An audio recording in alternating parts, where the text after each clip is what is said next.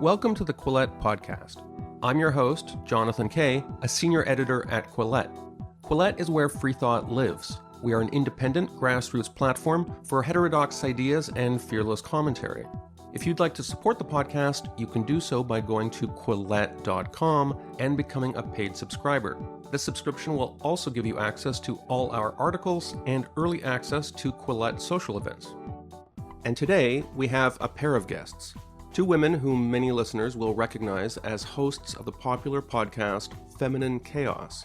Phoebe Maltz Bovy, who's based here in Toronto, and Kat Rosenfield, who comes to us from the New York City area.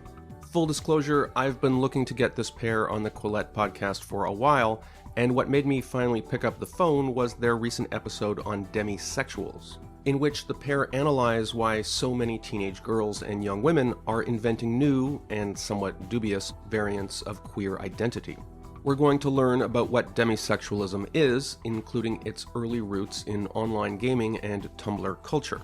We'll also discuss the larger question of why young, apparently straight females are co-opting the mantle of victimhood that once was reserved for actual LGBT individuals, a phenomenon that some gay men and women now refer to as alphabet tourism. Kat, Phoebe, thanks so much for joining us here at the Quillette podcast. So I know, of course, what demisexuality is, but I just want to make sure you know what it is. It's when you take a sexuality and you split it in half. So that's exactly what I thought it was. I thought 50% sexual. How did it get such a weird and confusing name? Okay, Kat, so that's you. I'm going to jump on this. Being something of a historian on the origins of demisexuality, culturally, conceptually, and linguistically.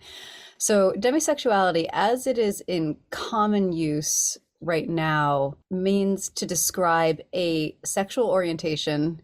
Parentheses, it's not a sexual orientation, but it is meant to describe a sexual orientation. Narrator. In which you do not experience sexual attraction without first forming an emotional bond. And this word has been around on the internet. It was born online, no surprise, since roughly 2004. The earliest instance that I could find of it was on a role-playing forum where it was being used to describe a fictional character. And then the next instance of it that I could find was was this fictional character like really clingy? I think she was promiscuous. But that's the opposite. That's confusing. I think that she was promiscuous in terms of falling in love with people, but okay. we have actually reached beyond the limits of my expertise. Okay. Right after I bragged about it. Yeah, I'm not really sure what the deal was. And, it's probably worth noting that whatever the usage was on this forum, it has since evolved in its contemporary usage to mean something somewhat different. When you say like a game, was it Dungeons and Dragons? Because Dungeons and Dragons is full of demi-elves and demi-gorgons and demi-orcs and stuff, so I thought it was an outgrowth of that. Does a gorgon have to do with gorgonzola? No, it is not. It is not cheese-related. Okay. So the next instance that I could find of it after this 2004 mention where I think it originated was on the AVEN network. This is the Asexuality, Visibility, and Education Network. It's an internet message board where somebody who had previously identified as asexual wanted to use it to describe this other kind of sexuality where you're sort of asexual except unless you form an emotional bond with somebody. And then where the term became really widespread ultimately was on Tumblr, which is where a lot of these sort of internet-based identities are born, where the whole point of it is about having kind of a flag or a series of flags to affix to your profile, to your public face that kind of declares what kind of person you are. So that's where it really achieved a sort of a saturation. And now it's being used as like a marketing tool. People are identifying as demisexual publicly, including, I believe, Andrew Cuomo's daughter was the most high-profile person to come out as demisexual. And it's being used to market dating apps and beer, last time I checked. Right. Does the beer make you fully sexual? Round you up?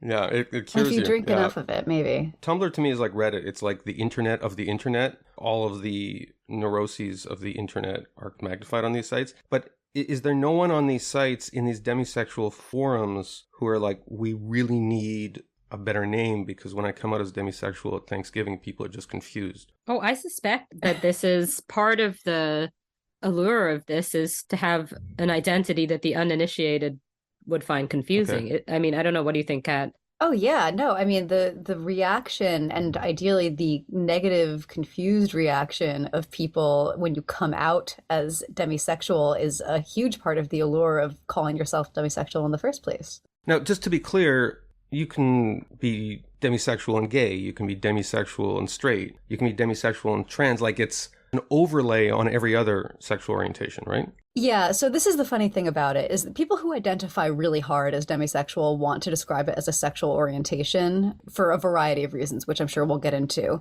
But what's interesting about it is that it's a sexual orientation supposedly that describes the absence of desire except under very specific circumstances. So what it really is like a kink, Right. except not kinky. Yeah. But is it even that? I wonder because it almost implies that the non-demisexual is sort of attracted to everybody at all times and that that's the default. But it isn't everybody's attraction only in specific circumstances. Of course. So when I listened to your podcast, I then posted it on the Slack channel for Quillette. As I think both of you know, my boss is a woman named Claire Lehman. I think her reaction was something like, oh, so a demisexual is a woman. I found that very offensive and I corrected her on her feminism. That said, there's kind of a grain of truth to it where is it almost tautological saying I'm a demisexual woman? Yeah. So Louise Perry, the British writer Louise Perry, has written that it's basically young women's sexuality is demisexuality. I think, though, I would say that it's more what's expected, especially of young women sexually, in a more conservative context. So that's what's so strange about this. And this is something that Kat also has written about and that we talked about in our podcast, that it would seem to be a kind of conservative way of being for a woman, but instead demisexuality classifies itself as part of the LGBTQIA plus. So it's as if conservative sexuality in progressive cosplay. Mm-hmm.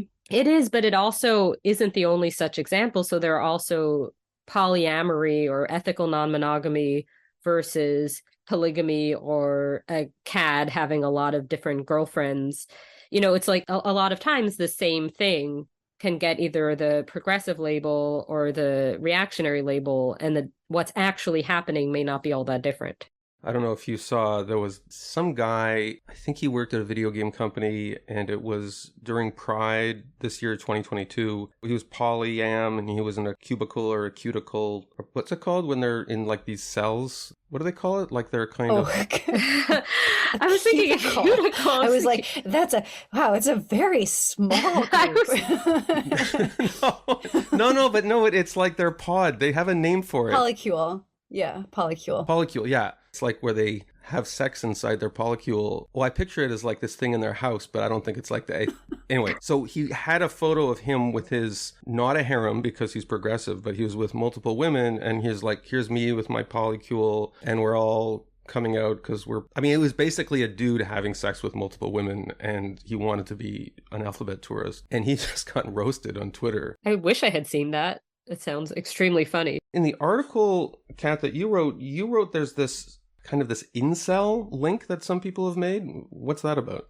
Well, I mean, that was my link. I think that both incels and self-identified demisexuals are responding to a sense that the culture as it is now surrounding dating doesn't serve them and inflicts, unsustainable, miserable pressure on them to be a certain way, to feel a certain way. I think that incels are tormented by this vision of happy relationships. They can't get that. I think demisexuals are supposed to enjoy casual sexual relationships, but they don't. So in both cases, you're creating a tribe almost by necessity because you perceive some soul-sucking flaw in the depiction of what relationships are supposed to look like. That, and also demisexuality as a concept is really founded, again, on like the absence of desire. And it was created by and popularized by people who are like 15 years old and not only have never had sex, but have never had a physically intimate relationship and can't conceive of wanting to have sex. For them, the way that they conceiving of sex is as something very unknown and very frightening, that they're mainly concerned that they're going to be asked to do when they don't want to. And so constructing this identity is a way of kind of creating a safety zone where you don't have to worry about being pressured in that way. You've sort of created a boundary. So how much of this is an outgrowth of I don't want to say just the medicalization of mental health, but also the whole typological approach where it isn't just like, well, I'm a nerd, I'm on the spectrum. The idea that if you have a certain behavioral tic or a way of looking at the world, it's not something I can even talk about or discuss because it's just part of my identity. Rather than starting with the description of who you are, you start with the typological classification. I think a lot of it, and this is something that Kat and I talked about also on the podcast, people needing to find a label for themselves, but then kind of pigeonholing themselves in that label when they're accurately describing who they are at 15. For girls, kind of scared of sex, and for boys, frustrated maybe that they're not getting sex, to generalize. Then once it becomes a label, it seems like it's hard. It's not necessarily that it's medical or mental health, but just that it's harder to kind of extract yourself once you've decided that that's who you are, once you've formed community around it. It's different from just sort of the old way of, I don't know, in my day when you were 15 years old, if you weren't ready for a relationship, you just had crushes on the gay boys in your class. This episode is brought to you by BetterHelp, an online therapy service that can help you get to your best self. So anyone who follows me on social media or listens to these podcasts knows that I have a lot of stuff on the go. Family, writing, podcasting, gaming, culture war shenanigans. And while I try to put on a good-humored face during most of these escapades, the truth is that no one, including me, is immune from life's anxieties and hang-ups. And I've learned that talking to a therapist can help with these issues.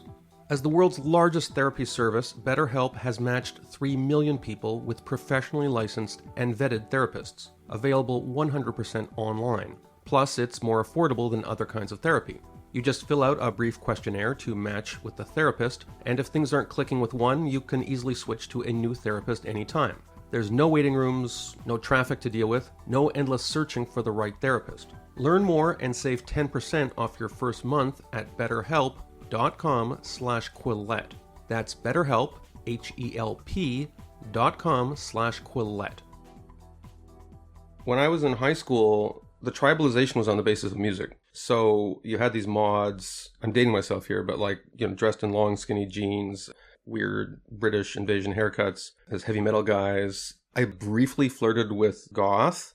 It gave you this world that was impenetrable to others. It's kind of what you want as a teenager. You want to say I'm this way, you don't get it, it's a goth thing.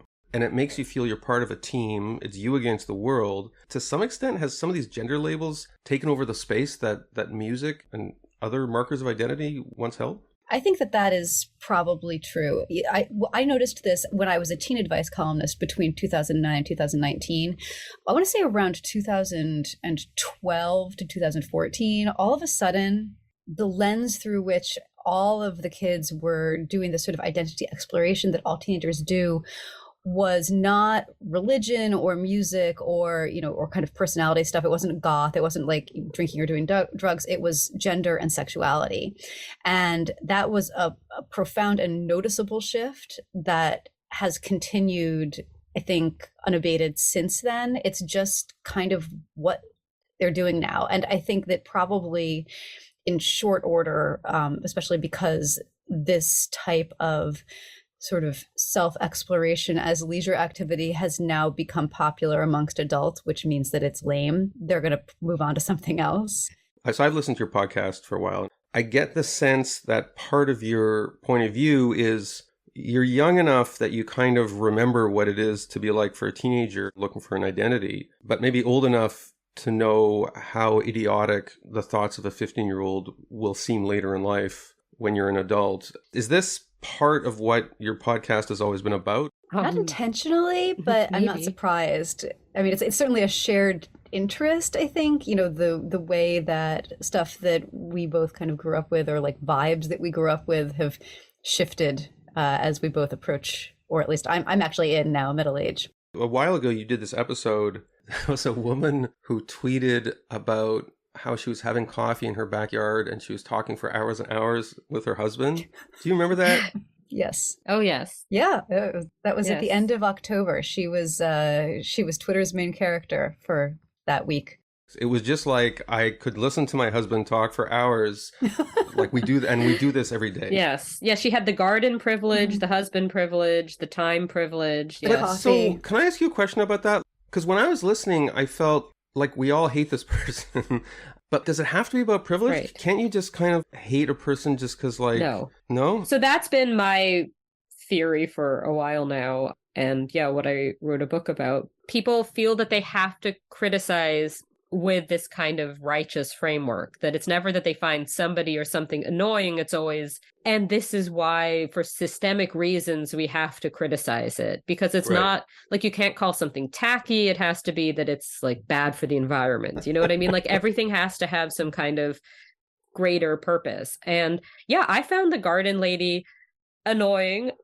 I didn't get the sense that she was living a life of luxury, though, and it didn't make sense that it would be. But that's the default framework. So that's so interesting that we need some kind of ennobling language as a kind of surrogate for, like, oh my God, don't you want to slap this person? I have a theory about this, that this is part and parcel of the way that we now attach such a negative valence to bullying. So if you want to go after this woman who has done nothing wrong, she just likes going into the garden and talking over coffee with her husband, like, and she's happy about it. And I mean, what her tweet was guilty of was maybe being like a little too earnest. I didn't find it irritating. I guess I do understand why some people did. This was a point of disagreement between me and Phoebe. I'm actually irritated that you don't find it irritating. Well, you're not the boss of me. I know. Kat's the wholesome American optimist. I guess, yeah, maybe. Yeah, we've really come down hard on the idea that bullying is bad. Bullying is an immoral act. So if you find this woman annoying and you want to go after her, you can't just say, you're annoying and I'm going to insult you for being annoying, because that makes you a bully. If you can attach this kind of bigger, noble purpose to it and say, I'm bullying you for social justice, you're actually punching up, and hence you're not bullying. You're speaking truth to power. You also see this with like gossip journalism and the whole sort of reckoning to do with the aughts and Britney and all of this, where the 1.0 version was, oh, look at Britney having a breakdown. But then there's this sort of 2.0 version that's equally lurid and scandalous, but it's critiquing it all from a feminist lens. So you still see the photographs of the young women in the miniskirts acting badly or whatever, but this time it's through a critical lens. Kat, I just want to return a little bit to demisexuality. I'm using demisexuality as kind of a stand-in for the dozens of other somewhat dubious identities. Do you ever hear from people who are the founding quartet LGBT, like actual LGB or T, who complain about the co-opting? So I did have a conversation with an older gay man who's a friend of my parents. He must be 70 or close to. We were talking specifically about these kind of queer identities amongst young people, and also the use of the word queer in general. And he definitely found that troublesome. He did not like that in adopting this word to describe themselves, people were sort of obscuring a very recent, very brutal struggle for equality and for recognition. And, it felt that was being kind of left in the background too soon. And what's, I think, frustrating to me about demisexuality specifically is that on the one hand, it's nice to imagine that the concept of queerness, of being a sexual minority orientation, has become so broad and so destigmatized that people are identifying like willingly into it, that it's now seen as a good thing. It's seen as synonymous with being interesting. It's nice to think that we've come that far. But on the other hand, people who adopt demisexuality as a label specifically do so out of a desire to paint themselves as members of a persecuted minority. And you see this in the response anytime somebody tries to speak critically or write critically about demisexuality as a concept. One of the most amazing responses I got to the piece that I wrote was somebody saying, "Just say you hate queers."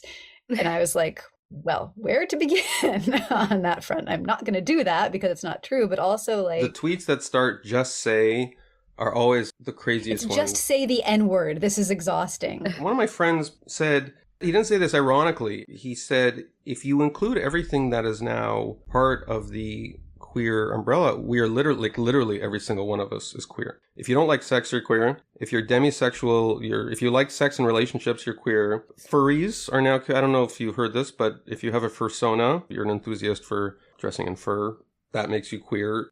I'm trying to think of a kind of lifestyle that is no longer queer. Phoebe's. So...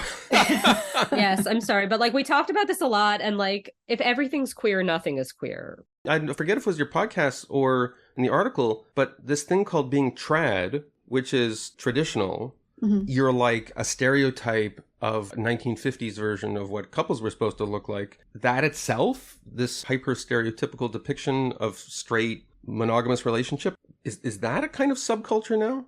It is, but it's not queer. Okay. Or it is. No, I the think bimbo is, though. The bimbo is queers, the whole thing. Like, I think everything has its kind of queered version. Wait a sec. Is bimbo an acronym, like a part of New York? No. Literally, like, No. busty, peroxide blonde, bimbo type figure. That's queer now? Yeah.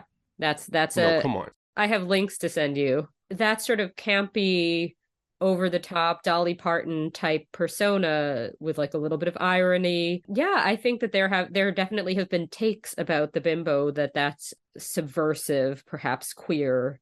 This idea that the bimbo isn't necessarily a cisgender woman and that there are trans bimbos and stuff like this.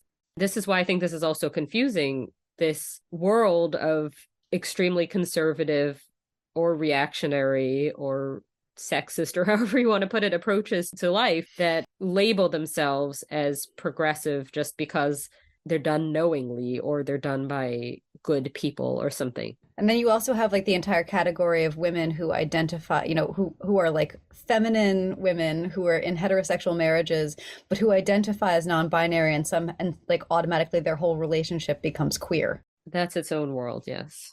So, I mean, the thing about demisexuality and these other sort of Tumblr identities, Catherine D, the writer, she's known as Default Friend on Substack, she refers to them as affinity-based identities, which I really like because I think it describes what makes them unusual and what makes them so hard to pin down. There's no kind of corresponding like real life behavior or experience or action that you're taking to kind of associate yourself or express this identity. It's just about attaching yourself to it in a public way so that other people understand you to be a member of this group.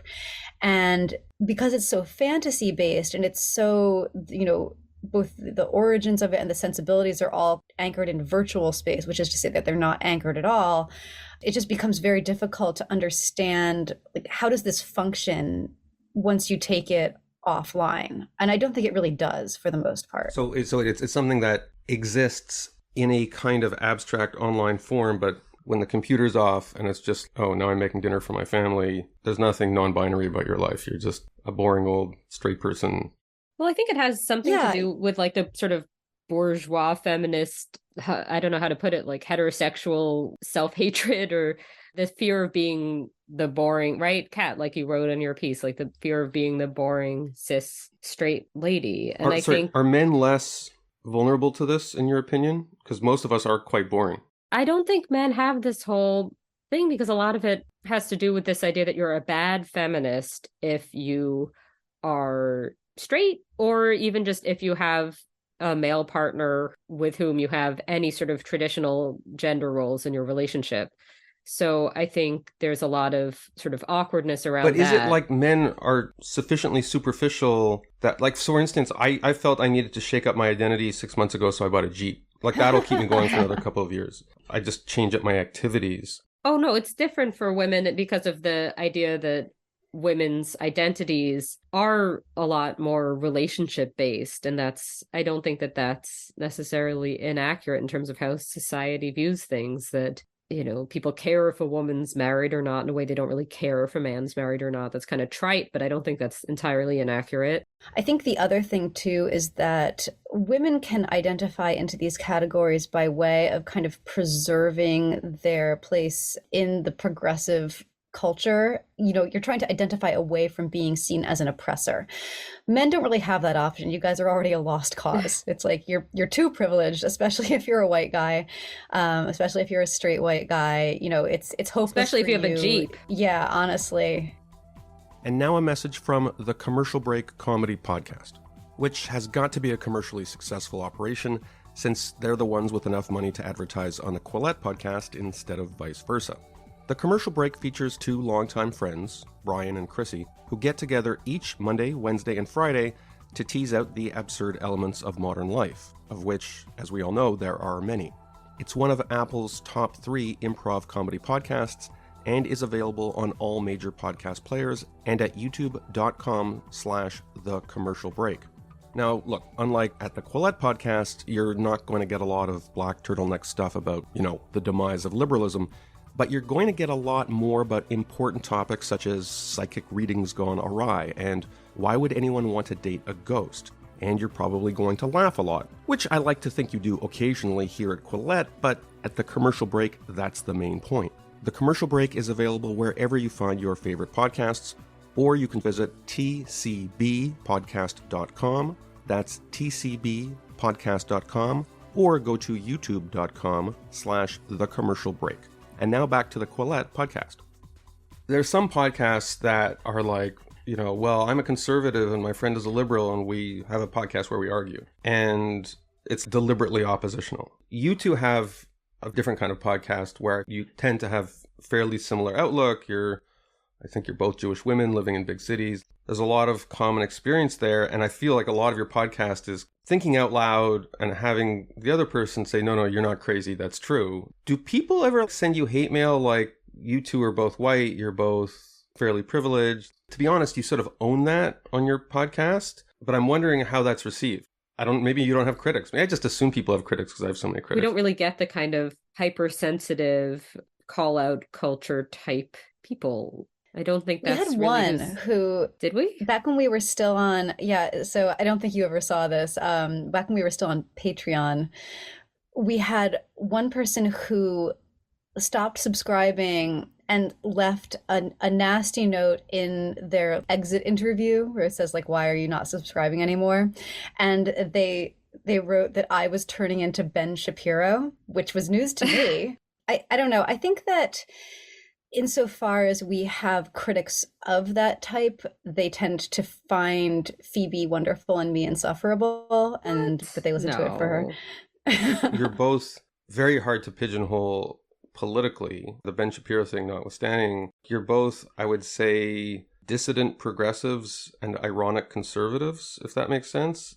Maybe there's an episode where you self-identified politically, but if so, I didn't listen to it. Yeah, I did write a 4,000-word essay for the National Review about how I keep getting mistaken for a conservative. But I think that really has a lot to do with the fact that, again, people from the progressive left tend to get mad at me, and then other people see this happening and say, well, they're mad at her, so she must be one of those folks who those people get mad at. I think the thing with Phoebe and I is that we come actually from extremely different backgrounds. And so although I think we tend to agree broadly, we approach all of these topics from slightly different angles, which makes, at least for me, makes our conversations interesting and illuminating. Is there any sites that our listeners should know to go to aside from your podcast site? I have two things apart from Feminine Chaos to plug. One would be my Substack, Close Reading the Reruns. It's just my name, Phoebe Maltz Bovy.substack.com. And I'm also an editor at the Canadian Jewish News. So if you have Canadian Jewish news for me, send it my way. So I am, in addition to a culture writer, I'm also a novelist. And my next book comes out January 10th. So it's a perfect just after Christmas read. It's called You Must Remember This. And it is available for pre-order now anywhere that you would order a book. Great. Thanks so much for being on the Quillette podcast. Thanks for having us. Thank you for listening to this episode of the Quillette podcast. Quillette is where free thought lives. We are an independent grassroots platform for heterodox ideas and fearless commentary. If you'd like to support the podcast, you can do so by going to quillette.com and becoming a paid subscriber. This subscription will also give you access to all our articles and early access to Quillette social events.